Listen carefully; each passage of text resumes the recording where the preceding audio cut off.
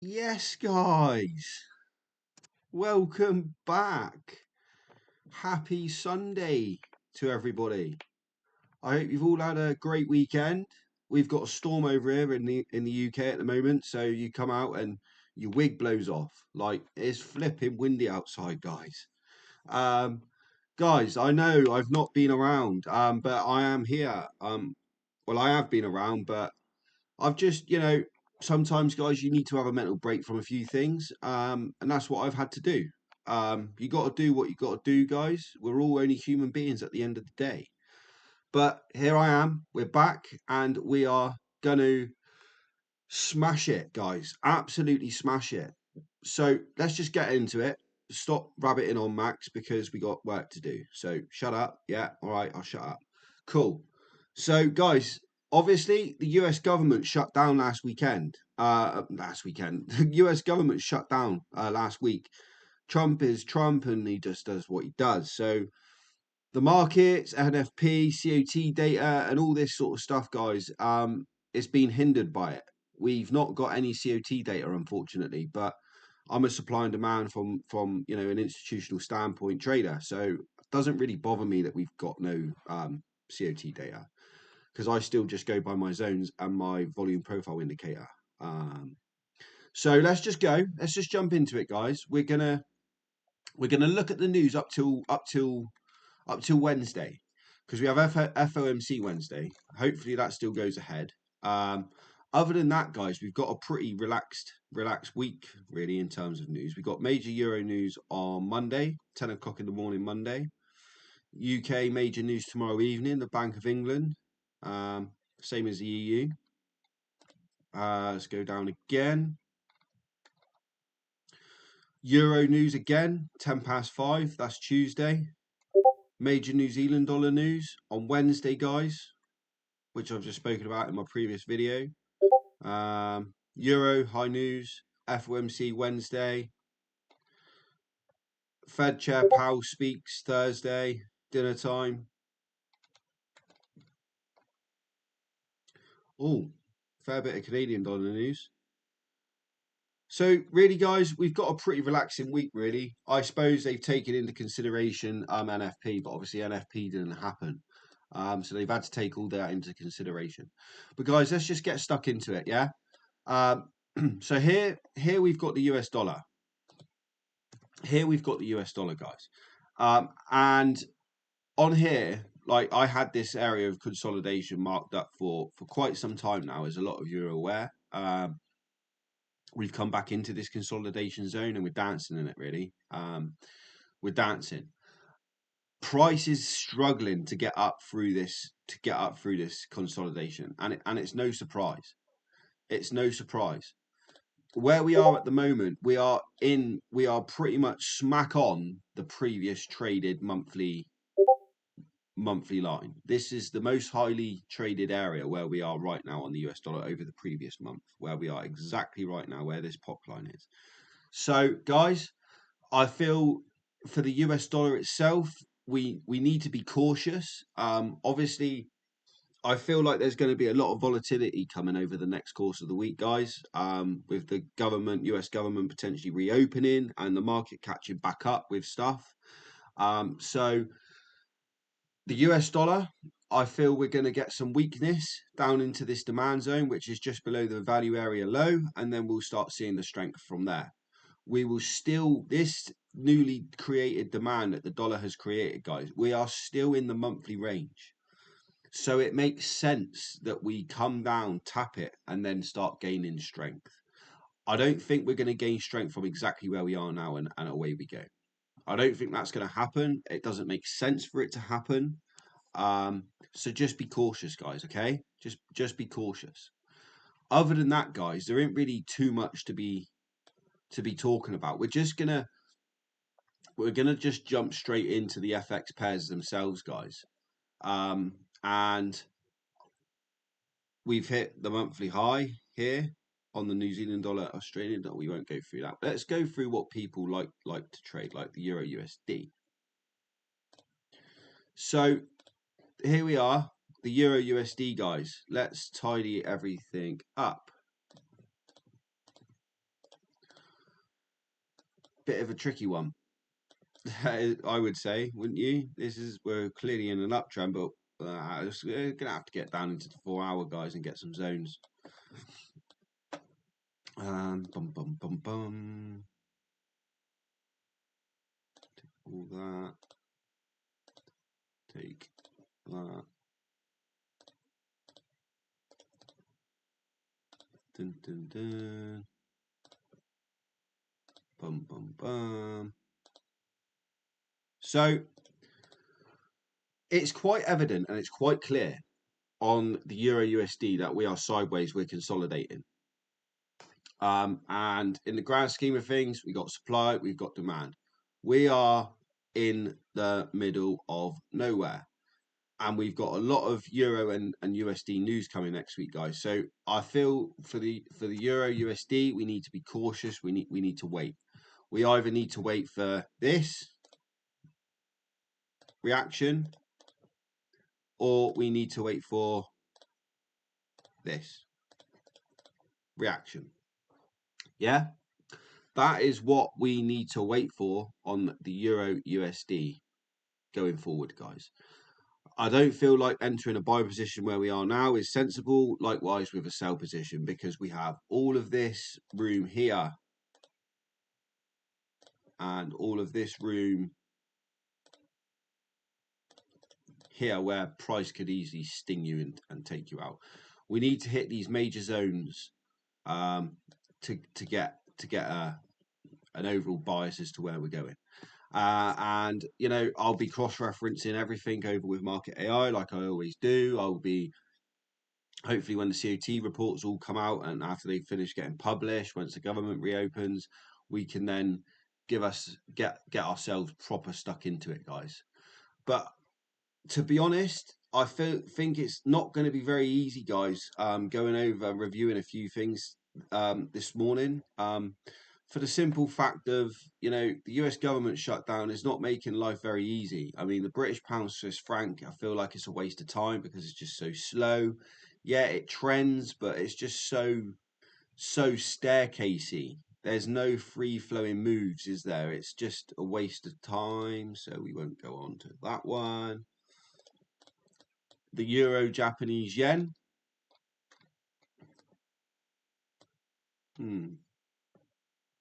Weekly.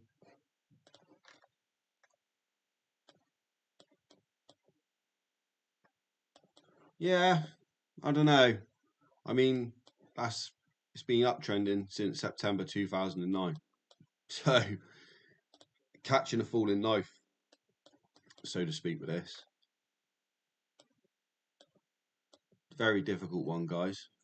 We do have supply. We do have supply, and we do have demand. It's not the best, but now I've marked these areas, guys, you can clearly see we are positioned in the middle of nowhere. Yeah, right there. Haha. Do you know what I would do on this one, guys? My personal opinion is this. This is my personal opinion. We'll see how the news comes in. We'll wait for price to come down into this demand and long, I think. Because not only that, we're following the high time frame trend. Yeah, I know the risk to reward and everything would be absolutely brilliant if we got short on this supply and we come down. But guys, we're catching a falling knife and it's not really done any favors towards us over the last couple of weeks. So we're just going to chill out and we're just going to wait. All right, so that's my opinion on the Euro Japanese yen. What's this one? That's Euro USD. GJ. Oh, GJ. Oh, allez-vous? Le bonjour, GJ. I'm bilingual. That was German, by the way. I'm joking. It was an attempt to be French. I can barely speak my own language and I'm English. So chances of me learning another language is going to be few and far between, guys. GJ, guys, I still like the shorts. I still like the shorts on GJ, guys. But we're not ready yet. We're not ready yet. we're not reacting off of anything here. This candle and this candle is no reaction off of anything. We're just sort of breaking lows to try and catch people's liquidity to then do what GJ wants to do, which is go up into these supplies, and then we'll look to short. So in terms of GJ, guys, we're just going to chill out. We're just going to wait for GJ to rise, and then we're going to look to short. British pound, New Zealand dollar. Oh, wow. So this is obviously something that I called out a couple of weeks ago. Gave you all a bit of an idea.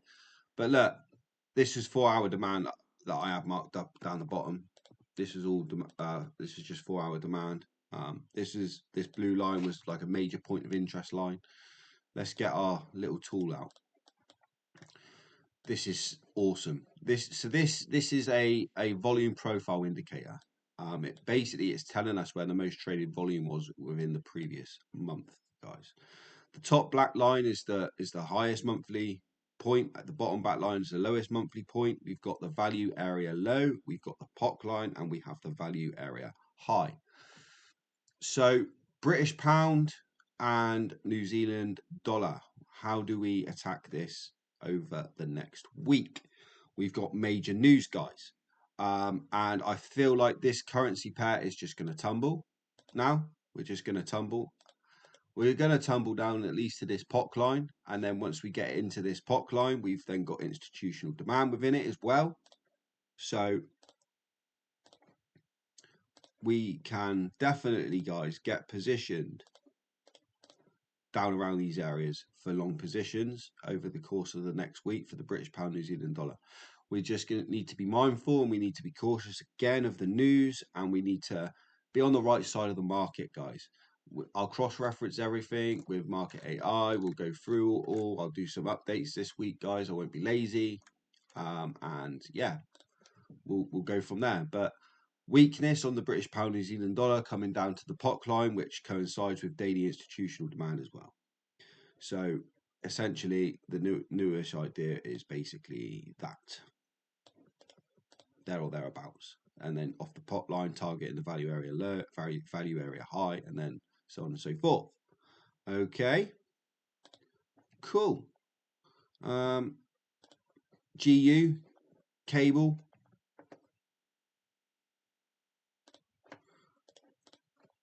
Have you noticed that cables is acting like similar to how the US dollar was acting? Like, because the US dollar is the powerhouse currency pair out of this particular pair. The US dollar has got the dominant one, basically, guys. So this is mimicking the US dollar basically on the futures.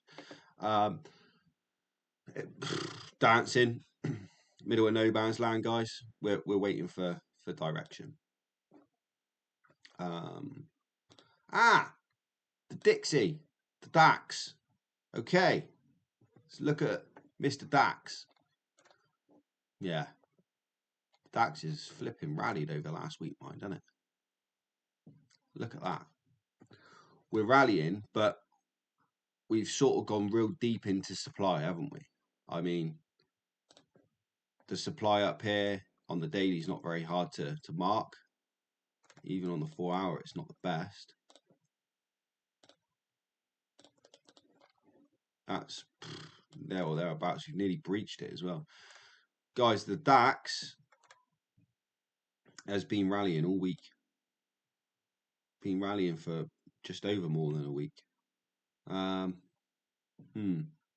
Very interesting. Very, very interesting.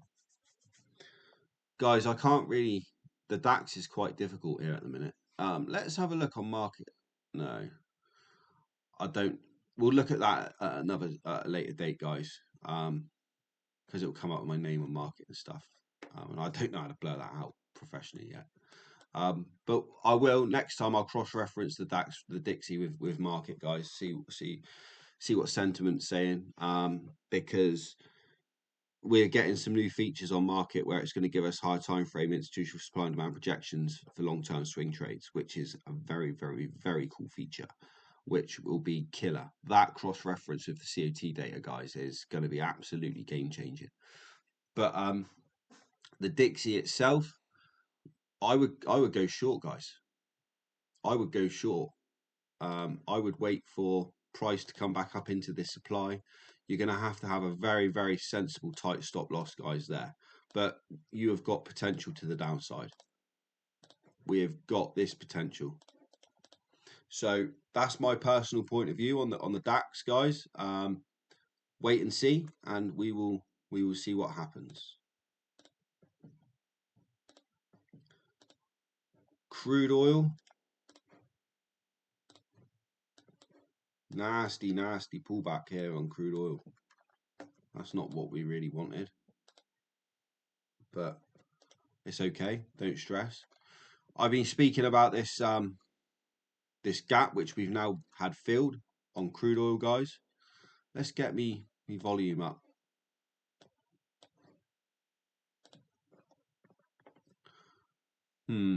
This could be interesting. We need crude oil, guys, to get back into this monthly range, really. I am in this trade on a funded account, actually, on a FTMO account. I'm in the process going for an FTMO account. So I am in this trade. So interesting. I'm in Euro USD shorts as well on that account. But interesting, guys, for crude oil, I feel like we need to approach with caution again. We need to basically start coming back up into the volume area, and we need to basically, yeah, tread with caution. And the next demand's a bit lower, so it could blow this demand and then keep going down till we hit another bit of demand, which is down round these sort of areas down here. So yeah, tread with caution, guys, for crude oil.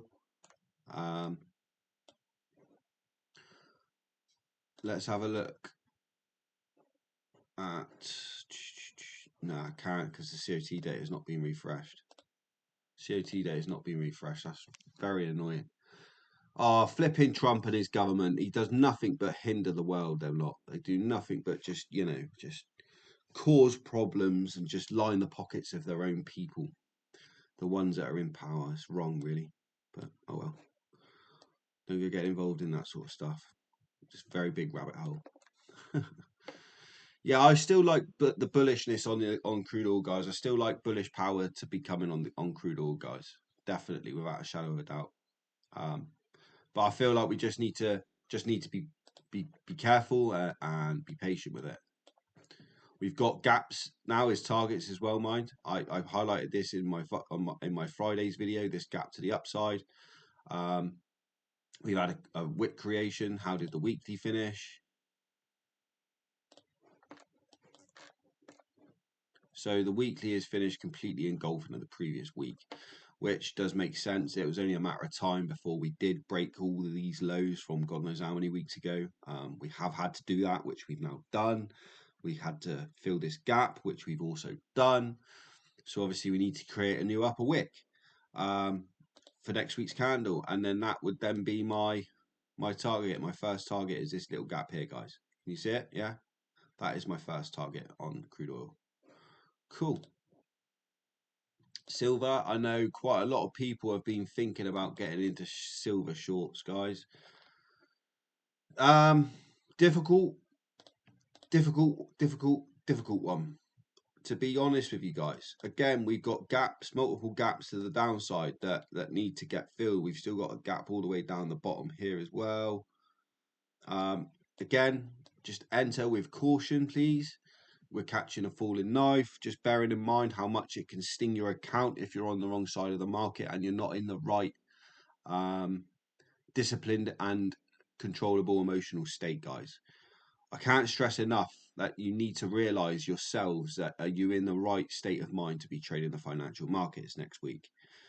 You got to ask yourself a question, and the question I want you to all ask yourselves is, am I happy to take a loss on crude oil? And the next question is, after I've taken the loss, what is my reaction going to be? Am I going to just jump back in the trade to try and revenge trade that loss back? Or am I going to sit on my hands and walk away and wait for a better opportunity? I hope you're all thinking of doing the second opinion, the second option, because that is the right way to do it. Nobody likes losing in these markets, guys. Nobody likes losing, but it's just part and parcel of it. You've got to just manage it, and you've got to manage your risk and not to over risk. And I've had a bad couple of weeks, I'm going to be honest. I lost my mindset a little bit. I was jumping into stuff I didn't really usually do, and hence why I've had to take 2 weeks out of doing any real YouTube stuff, because I had to get my mindset right, guys. Had to get my head back in the game. And here we are. We're back. And we've got a lot of ground to cover. But Rome wasn't built in a day. Amazing empires was not built in a day. Same with trading, guys. You got to treat it. You got to be in longevity. You got to be in it for the long run. All right. Don't try to flip small accounts to try and get up over 1,000, because I tried to do that and it just didn't end well. All right. So yeah, don't do that, guys. Be sensible. Just small wins, little knocks on the cricket bat, little runs here, little runs there, compound, and it all adds. All right, guys. So with silver, just I'm not going to go giving any personal opinions on silver, because I feel like this could really sting people. We are like at all-time high territory, and we've got a lot of weekly power coming up. So it's the same scenario with gold. I'm not even going to talk about gold today, guys, because gold is exactly the same. And it's just not going to be healthy for people to be looking at these, because all people are seeing with gold and silver at the moment, all people are visually seeing is this. People are seeing all that amazing potential, but they're seeing all that amazing potential, but they're not realizing that what's going on in the world, and how all the economics are going to affect this. So this could be one loss. All right, you then enter up here. Well, another loss, you then enter up there, another loss. At that point, guys, your head is gone. At that point, it doesn't matter how good you think you are at trading, how much discipline you got, how much emotional control you've got. Once you've taken that loss there and you've taken that loss there, you're not thinking about a loss. All you're thinking about is, oh, I've got all this profit I can make back, and then I'll get these losses back out more. Yeah, not the right attitude, guys. Not the right attitude. I would just leave gold and silver well alone. I think they're just dangerous, and they're just good at giving you false senses of security. Yeah, don't get me wrong, when you're on the right side of these particular metals, they can give you very, very, very, very good monetary rewards, but 9 times out of 10 they sting you more than anything else. So I'm gonna just forget about silver, guys. We're still waiting for palladium, guys. We're still waiting for palladium to drop down. We've still got gaps and so on and so forth. So nothing to talk about there. I mean, I'm not going to say short it now down to here. I'm not going to say that. So we're going to get off of it. Had this idea on platinum, but it would have blown us out the water. Platinum again, guys, we're trying to catch a falling knife. We are now at all-time, well, not quite, but we're trying to get up to all-time high territory. And looking at it on a weekly standpoint, we've been consolidating on a weekly perspective, up, down, up, down, up, down, up, down, since 2016 to, so nearly 9-10 years, guys. 9-10 years on platinum. 9-10 years on platinum, we have been down here. We have now broken out of it at a rate of fucking knots. Excuse my French, at a rate of power. And do you think we're really just going to come all the way up here and then just go wallop back into there? I don't think so. Be savvy about it. Ask yourself that question. Does it make sense? And no, it doesn't make sense. Why is price dance for 9-10 years to break out to then come back into dance for another 9-10 years? I feel like platinum is on the way to be making a lot of breaking new highs, to be honest. I feel like that's what we're going to be seeing with platinum. So the idea is, guys, we'll get ourselves positioned in some long-term buys. Basically, I've got hiccups. I've had about 6 cup of teas this morning. Yeah, guys, platinum has got potential for some long-term buys. Rally-based rally. We've also got Yeah, basically we just want to wait for something like this or something like this for platinum. That's my personal opinion on platinum, guys, going forward. We've definitely got a lot of potential to the upside. Just manage your risk on it, guys. We do have a few gaps below us. This gap is June this year. Yeah, just be cautious, okay? Just be cautious. We'll just quickly go through a couple of stocks, guys, and then we're going to call it, all right? Apple, all the stocks are all-time highs. All the stocks are just all-time highs. So even with the stocks like the big boys, Meta, Apple, Meta's dropping. Amazon, yeah, Amazon strength. I've said we've got coming. Meta, we're on the way down, filling some gaps. But we just need to be, mindful of these are 4-hour demands that I've had marked. We just need to be mindful that we've got demand. Oh, guys, you know what I mean? This is not very easy. I feel like we need to wait. A lot of these markets with the US government, guys, I'm not going to be rushing to be making any trades myself over the course of the next week or two. I'm going to just relax and chill because it's all just at all new time highs. We need to wait for sensible levels to come back down into. Netflix, I gave an idea out on market for Netflix actually. Let's see how that's getting on. I said, yeah, Netflix. Yeah, I said we're going to get some follow through, continuation, get into this demand. I don't think this demand's going to hold. Continuation, bang into that one, and then start seeing some strength. Which sort of makes sense because I feel like Netflix is going to be coinciding with a lot of the big boy plays. I feel like the stock market, something big's going to be coming, guys. I can anticipate something big's on the horizon. I feel like we are definitely going to be getting a big sell-off with all the indices and stocks over the next couple of weeks. If I'm completely honest with you, what's the US 30 saying? Yeah, even all the indices, look, all of them, every single one of them, they're all at all-time highs. Guys, we need to just chill. I think I feel like we need to, yeah, definitely relax. And I will give you an update on Wednesday when I give a market update. And we're going to go from there, guys.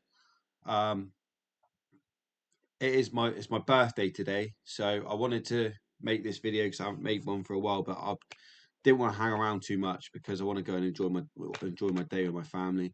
But guys, be safe. Do not over risk. Ask yourself serious questions. Physically ask yourself questions. Are you in the right frame of mind to take a trade if you lose? Ask yourself these serious questions, and if you can answer yes, tick box yes, tick box no, you'll know where you stand within the financial markets over the next couple of weeks. But we need to just be mindful and we need to be cautious. All right, I don't want to go saying to everybody, get in this trade, do that, knowing that we've got some serious problems on the horizon with financial instruments. So all the best, guys. Enjoy the rest of your Sunday. Relax, chill out, get mentally prepared for the market opening, but do not rush into anything. I can't stress it enough. Don't rush into things. Just wait. All right. Brilliant. All the best, and I'll speak to you soon. Cheers.